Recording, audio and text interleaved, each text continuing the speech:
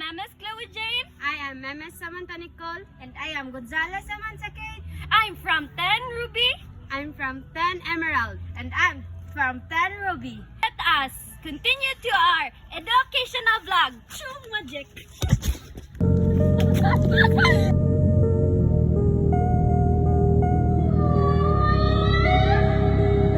Have you ever wondered what types of seafood do you eat? We have two types of seafood, which are fanfish and shellfish. Fanfish are diverse group of aquatic animals that belong to the class fish, and they are characterized by their fish, scales and gills, and found in various aquatic environments around the world.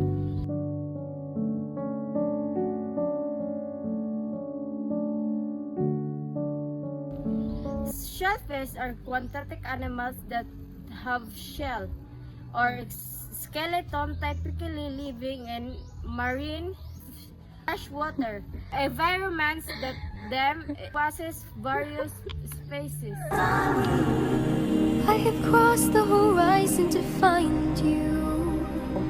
The kinds of fanfish are saltwater and freshwater. Saltwater fanfish are found on the ocean. Saltwater fishes also have two kinds, the round and flatfish. Example of round fish are flounder and sole, and the example of flatfish are black sea bars, bluefish, and cod, and groupers.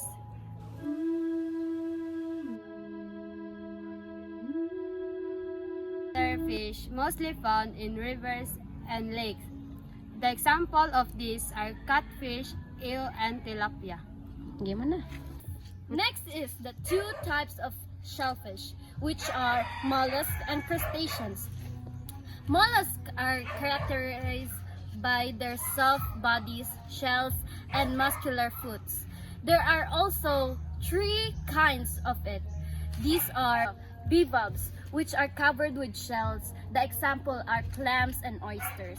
Then we have univalves that only has one shell. And the example of this is abalone and whelk.